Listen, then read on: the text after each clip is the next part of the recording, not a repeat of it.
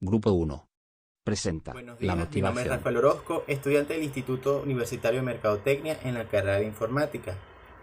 Les estaré hablando sobre la motivación al logro. A menudo se habla de la motivación diciendo que se debe estar motivado y permanecer siempre en un estado de constante realización. Sin embargo, es necesario comprender lo que es realmente la motivación. La motivación es un estado de constante crecimiento y declive de energías para luchar por algo o arrancar una conducta. La motivación se puede originar por medio de necesidades básicas del ser humano o por la satisfacción del estímulo que pueda percibir. Asimismo, un individuo puede motivarse a través del deseo interno de disminuir la sensación subjetiva de disonancia respecto a su entorno. La motivación al logro es una fuerza interior que tiene un individuo y lo impulsa a aprovechar el máximo potencial, a entrenarlo y desarrollarlo. Asimismo, insta a adquirir nuevos hábitos y destrezas que permitan conseguir una serie de logros profesionales. Factores que influyen en la motivación al logro. Según David McClelland, quien desarrolló la teoría de la motivación se fundamenta en la búsqueda de satisfacción de diversas necesidades. Estas necesidades son alimentadas por diversos factores conforme a la subjetiva percepción que tenga un individuo. La necesidad al logro es cuando un individuo desea e intenta alcanzar el éxito en diversas áreas y tareas que le exijan un grado creciente de dificultad. Las personas con este tipo de necesidades son resistentes al estrés, se responsabilizan personalmente por las consecuencias de sus acciones, buscan ayuda de expertos para apoyarse en la realización de actividades, asumen riesgos y suelen tener metas bastante ambiciosas. Necesidad de poder o influencia. Esta surge como una necesidad por querer controlar diversos aspectos de su entorno, por querer influenciar y controlar el comportamiento de los demás. Este tipo de personas influyen sobre los demás y ofrecen ayuda sin que nadie se lo solicite, a fin de que logren sus objetivos. Estos suelen estar siempre presentes y activos en las tramas del poder empresarial y asimismo suelen estar abiertos a expresar sus emociones. La necesidad de afiliación. Estos buscan pertenecer a un grupo, es decir, estos se desarrollan con el deseo de alcanzar objetivos y satisfacer necesidades sociales. A este tipo de personas no les gusta estar solos y por ello buscan mantenerse en contacto, conservar amistades y prefieren trabajar para un amigo que hacerlo para un experto. Categorización de la influencia de la motivación al logro. Reconocimiento. Es la realización de validación personal y social con los grupos de referencia que tiene un individuo. Las expectativas es la probabilidad de que cierta acción en particular conduzca al resultado deseado. La automotivación es un estado de ánimo en el que se busca darle razón, interés, impulso y entusiasmo a las acciones para provocar que se cumplan los objetivos. La resolución de problemas es la fase que implica la búsqueda y análisis racional de soluciones para una situación compleja donde las soluciones no son necesariamente obvias en primera instancia. El crecimiento personal consiste en el aprendizaje más allá del conocimiento subjetivo que pueda tener un individuo de sí mismo, comprendiendo lo que representa, analizando su comportamiento a fin de superarse y alcanzar un mayor nivel de estabilidad. Esto está comprendido por el autoconocimiento, que es el estudio personal, y la superación personal es cuando luego de estudiarse y de analizar cada una de las fortalezas y debilidades, se busca reforzar a fin de ser una mejor persona. Las metas son los objetivos racionales que se desean alcanzar en base al esfuerzo y la resistencia. Para ello, primero hay que establecer metas, ser constante y superar dificultades. La exigencia es un patrón de conducta impuesto que obliga a cumplir objetivos de forma estricta. A esto está comprendido por la autoexigencia, que es una actitud crítica de un individuo para obligarse a ofrecer el máximo rendimiento y alcanzar los logros específicos. Gracias por su atención.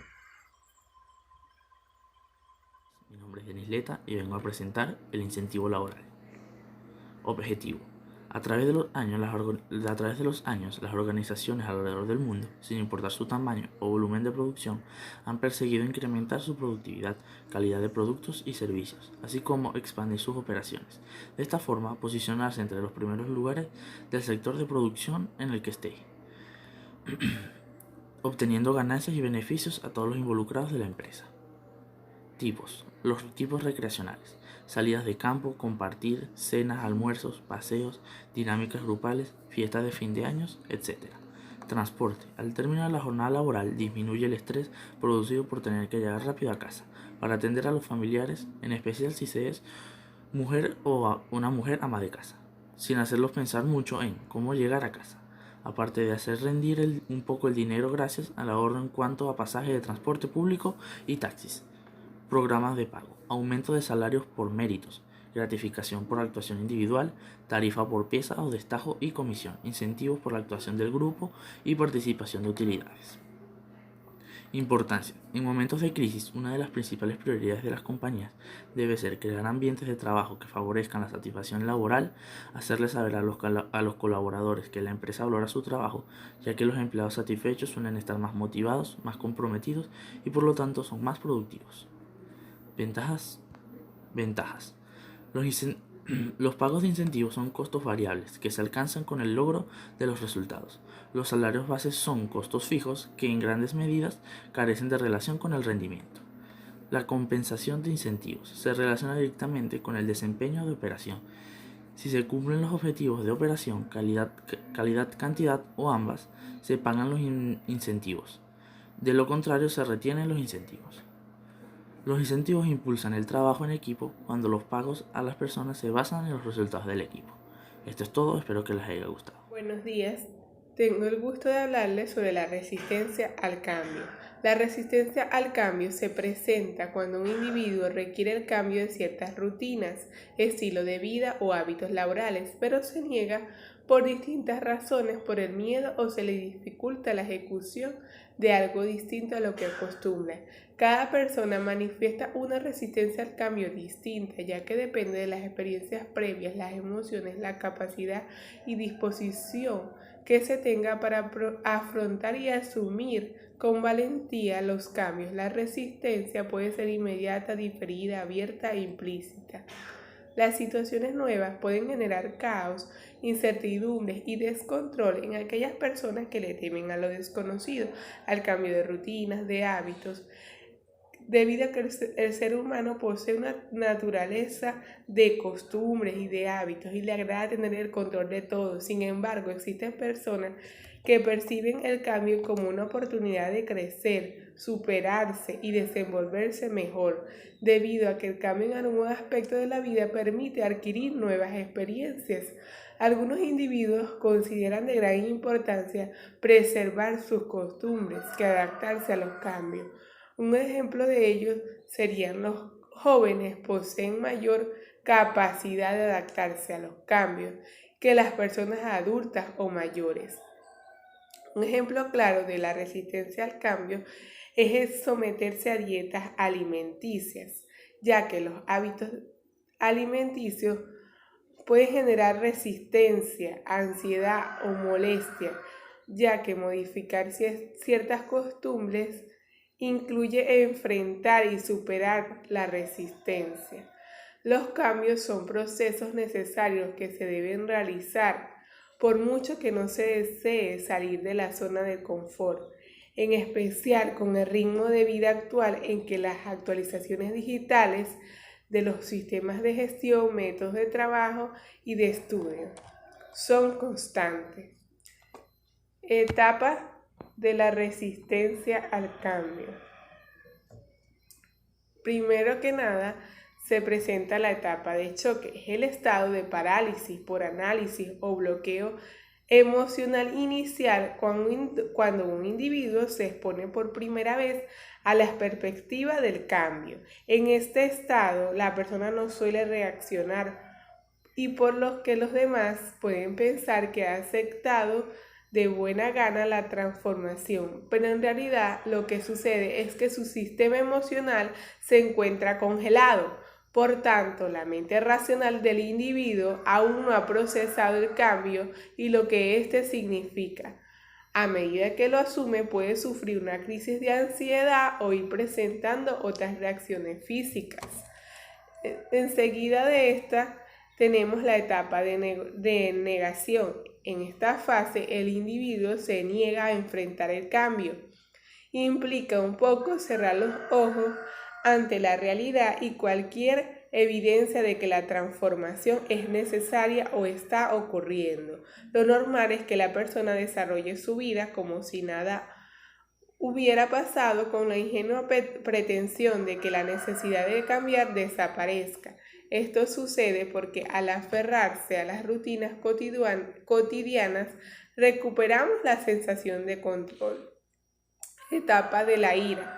Sucede cuando ya no es posible negar el cambio. Lo usual es responder con rabia, frustración e ira. En esta fase salen a relucir todos los sentimientos que se reprimieron durante las etapas anteriores. Y se desarrollan preguntas como ¿por qué me ocurre esto a mí? ¿Por qué me pasó esto a mí? Y además de esto, se le asuma la etapa de la negociación.